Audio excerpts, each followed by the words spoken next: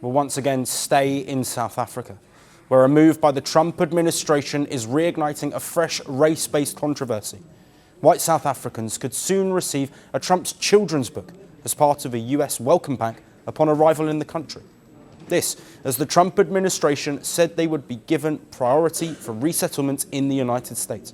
The book is titled Donald Trump Biography for Kids, an inspirational story of one of America's most famous presidents.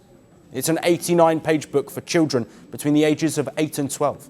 The book portrays Donald Trump as an inspirational figure, describing his life as a lesson of resilience, confidence, and dreaming big. It covers his childhood in New York, his business success and failures, including the bankruptcy of the Taj Mahal Casino in Atlantic City, and key moments from his presidencies, from the US-Mexico border wall to the federal response to COVID-19. The book covers it all. There's also a chapter titled Challenges and Controversies, which mentions Trump's 2 impeachments and the January 6 attack on the US Capitol.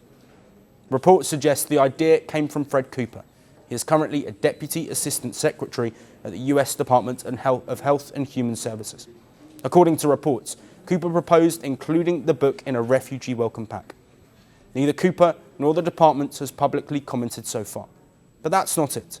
Cooper also reportedly suggested including a biography of Andrew Jackson, America's 7th president. Jackson remains one of the most controversial figures in US history.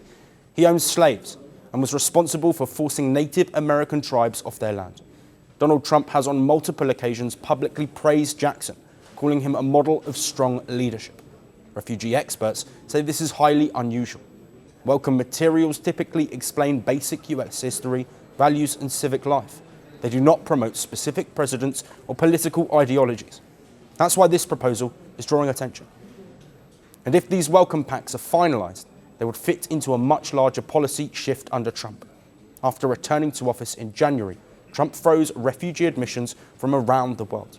Weeks later, his administration launched a plan to prioritise white South Africans.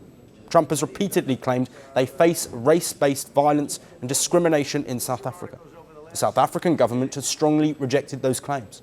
The country said that claims of systematic persecution are not supported by fact. President Cyril Ramaphosa has warned that false claims of white persecution pose a real danger.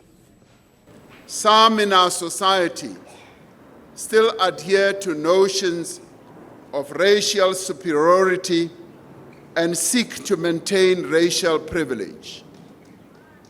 The vehement opposition by some groups to our policies of transformation and redress conveniently align with wider notions of white supremacy and white victimhood fed by false claims of the persecution of white Afrikaners in our country. But official data shows that by early September, 138 South Africans had entered the United States. The Trump administration has set the total refugee cap at just 7,500 for the coming year, the lowest level on record. And in that, priority would be given to white South Africans. Democratic lawmakers in the US have called the move illegal and invalid, arguing Congress was never properly consulted. Refugee advocacy groups have also raised their concerns, saying the policy politicizes humanitarian protection. The tension is already playing out on the ground. Last week, South African authorities said they would deport Kenyan nationals contracted to work on the US refugee program. Officials said they were using improper visas. Meanwhile, on the streets of South Africa, reactions are loud. Some residents say the US is no longer a priority. Literally, it's impossible, expense-wise, to actually even buy a ticket to go there, for me personally. So yeah, I'm quite happy in South Africa. I don't wish to go to America. You can restrict, it was already quite restricted, so nothing much is really changing. It is disappointing, and as someone who would love to travel all around the world, including America, I have second thoughts now if I'll be welcomed as much as I welcome others. As refugee policy becomes more political and race-focused, tensions between Washington and Pretoria continue to rise. Want the facts? The latest developments? News that gets straight to the point. Well, we've got all three just for you. This is Firstpost Live, a brand new show, your window into what really matters. Don't miss it.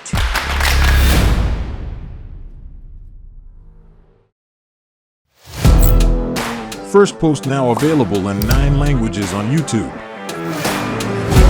English, Stands at $36 trillion. French, Le FMI, comme German, Geschäftsführenden Direktor Hindi, $30 trillion ka Kaijo.